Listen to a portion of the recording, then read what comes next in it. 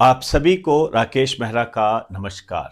राकेश मेहरा जी के क्लासेस की तरफ से मैं आप सभी स्टूडेंट का हार्दिक स्वागत करता हूं। दोस्तों, आज मैं चतुर्श्रेणी कर्मचारी भर्ती परीक्षा में पदों में वृद्धि से संबंधित जो मुहिम है उस पर एक बहुत ही रचनात्मक रूप से आपसे बात करने जा रहा हूं। मेरी बात को समझने का प्रयास करना और मेरा पूरा वीडियो देखना, तभी आप अपनी बात कहना। मैं मानता हूं जो थंबनेल पर ये चीजें लिखी हुई है कहीं न कहीं आपको नेगेटिव कर सकती है, लेकिन सच्चाई हमेशा कड़वी होती है।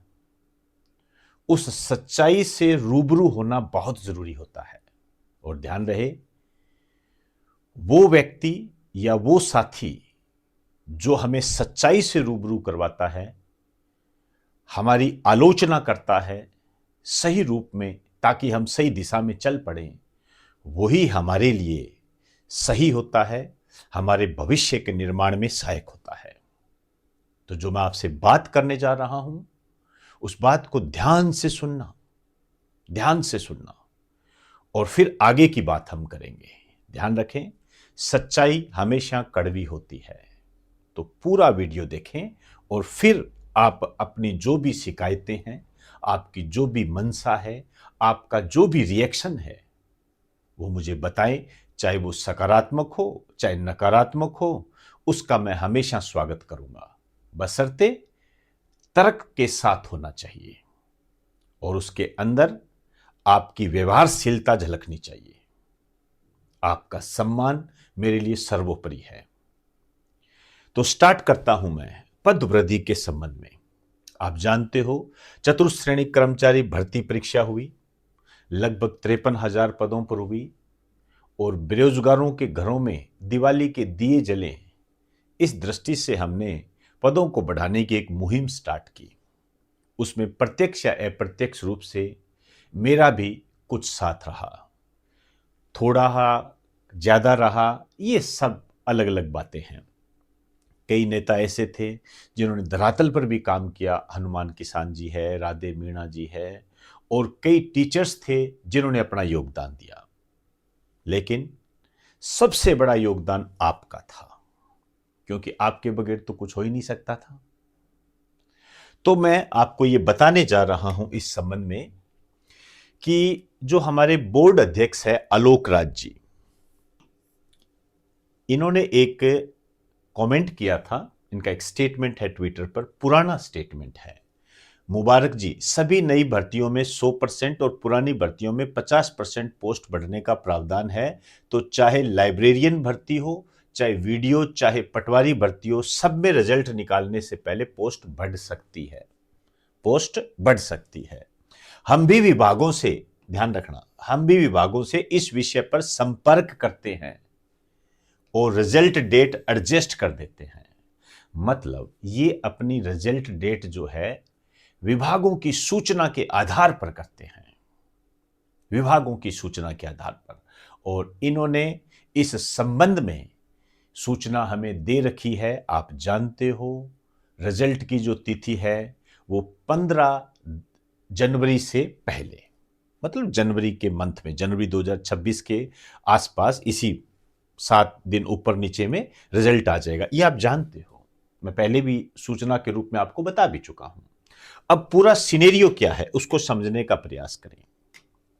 देखिए, स्टूडेंट है, मतलब आप लोग, इसमें हम भी आपके सहयोगी हैं, तो हम भी इसी कैटेगरी के अंदर आएंगे। हमारा उद्देश्य क्या है? पद वृद्धि, पदों में वृद्धि हो, पदों में बढ़ोतरी हो। इसके लिए हमने क्या किया है? इसके लिए हमने ट्विटर अभियान चलाए। आप जानते हो, आपके प्रयासों से, आपकी मेहनत से एक बार हम पूरी इंडिया में पहले नंबर पर ट्रेंड कर रहे थे। उस दिन मुझे बहुत खुशी हुई थी और युवा शक्ति का एहसास हुआ था। इसके लिए आपको बहुत बहुत धन्यवाद। आपकी ताकत बहुत बड़ी है, ध्यान रखें, ये बहुत बड़ी। अपनी ताकत को कभी कम मत समझना। आपने पूरे इंडिया में पहले नंबर पर ट्रेंड करवाया था और ज्ञापन दिया। हमारे जो बेरोजगार युवा संघ के जो नेता है, चाहे वो हनुमान किसान जी हो, चाहे राधे मीणा जी हो, सबने बहुत प्रयास किया धरातल स्तर पर और ज्ञापन दिया हमने, ये किया हमने और इसका रिजल्ट भी मिला।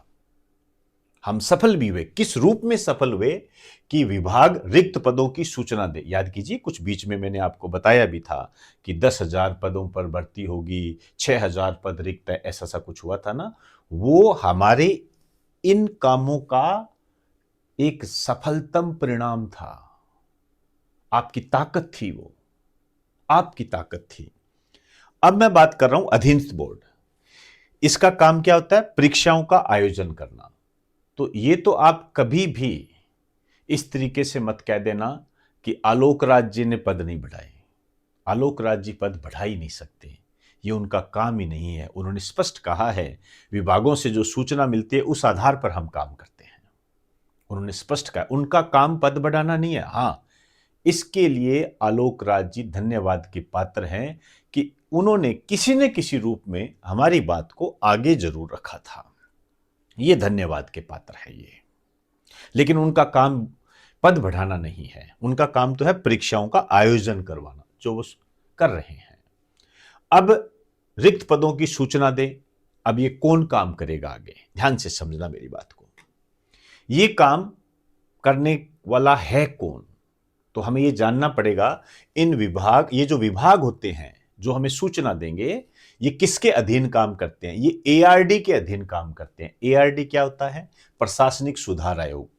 रिक्त पदों की सूचना भेजो। इसने कहा विभागों से कि रिक्त पदों की सूचना भेजो।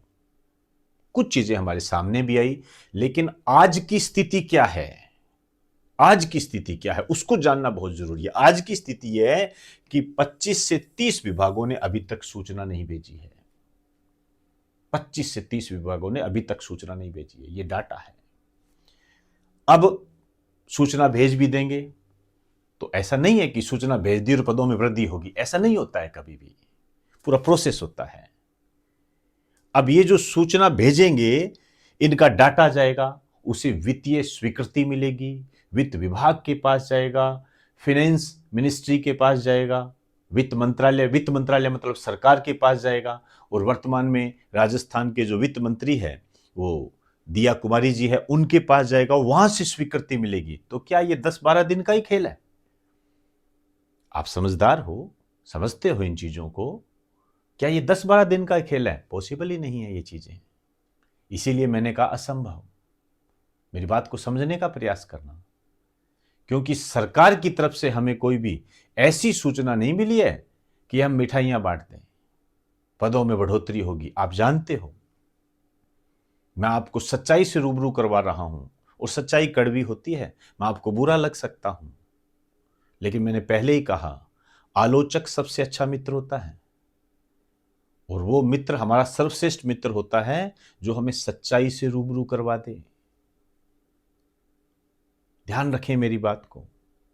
तो मैंने आपके सामने ये स्थिति रखी है, पूरा डाटा रखा है। अब आपको ये समझना है कि क्या करें। अभी तो रुकिए एक बार। रिजल्ट की घोषणा 15 जनवरी से पहले, मैंने पहले ही बताया।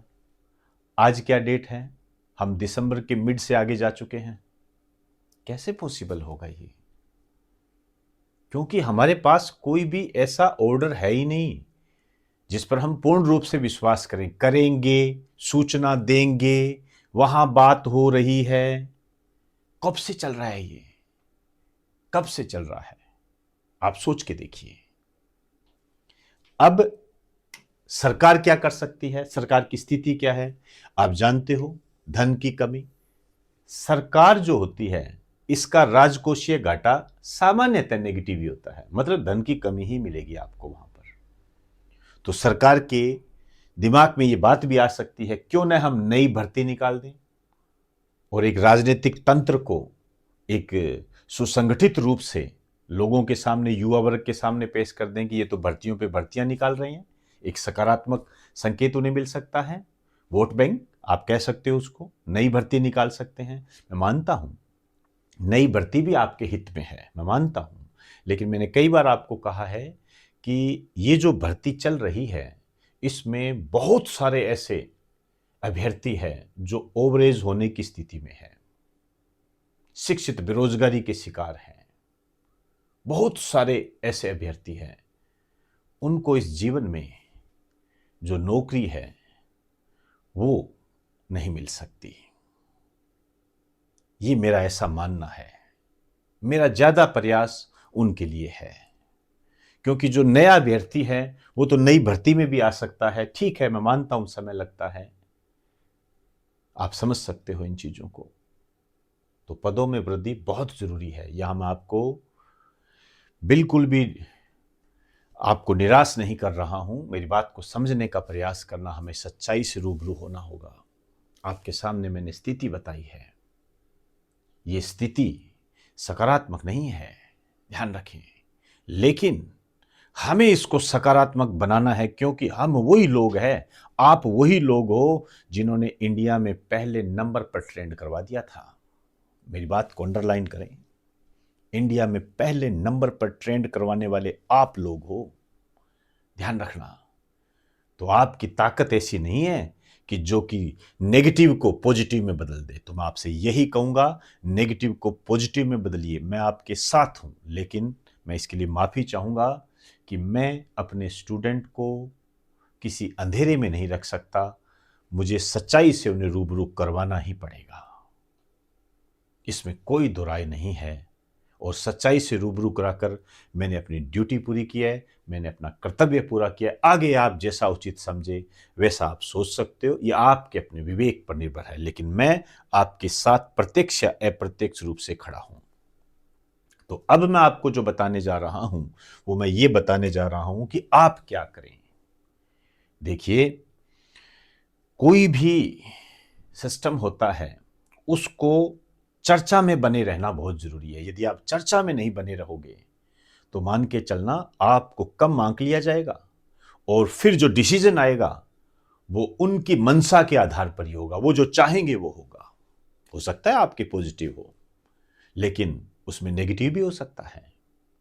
लेकिन यदि आप चर्चित रहोगे, चर्चा में बने रहोगे, किसी न किसी रूप के में उसको ताप देते रहोगे, अग्नि देते रहोगे, तो फिर सरकार के पास हमेशा ये बात रहेगी कि नहीं, इस बात पर भी विचार करना है। तो मैं यहां से कहूंगा कि एक बार ट्विटर अभियान और हो जाए, एक बार ट्विटर अभियान और हो जाए, और इंडिया में पहले नंबर पर लाइए। मैं आपके साथ खड़ा हूं। जो भी आपकी बात है आप मुझे जरूर बताएं कमेंट बॉक्स में। और आप चाहो तो हमारा जो ये नंबर है 9950061573, इस पर भी आप मुझे कमेंट कर सकते हो। मैं आपके साथ हूं। ज्ञापन, हमने जो ज्ञापन दिया था उसको रिमाइंड कराएं सरकार को, उसको रिमाइंड कराएं, ताकि जल्दी से जल्दी हमारे सामने एक न्यूज़ आए और हम असमंजस की स्थिति से बाहर निकलें। क्योंकि पदों में बढ़ोतरी होनी बहुत ज़रूरी है। हमने जो भी स्थितियां प्राप्त की है उस स्थितियों को हमें बनाए रखना बहुत ज़रूरी है।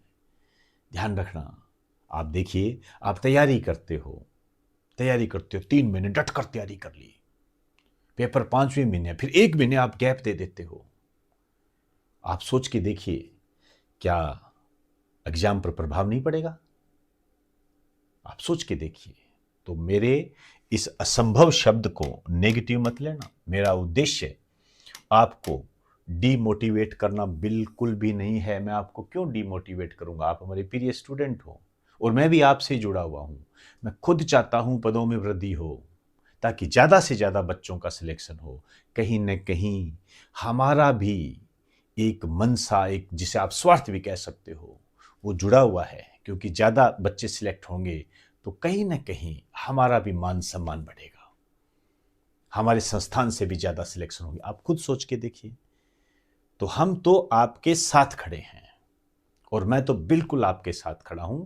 तो मेरी बात से बिल्कुल भी नेगेटिव नहीं होना है, और इस असंभव को संभव में कन्वर्ट करना है हमें। और मैं आपको विश्वास दिलाता हूं, यदि आपने इस बार ट्विटर अभियान को पहले नंबर पर ला दिया तो आपको जल्द ही खुशखबरी मिलेगी, जल्द ही खुशखबरी मिलेगी, और इसे कोई नहीं रोक सकता। तो दोस्तों, आपकी जो भी शिकायतें हो, जो भी आपका पक्ष हो, जो भी आपका विपक्ष हो, जो भी आपको बात कहनी हो, अपने विवेक के आधार पर आप कमेंट बॉक्स में कहिए।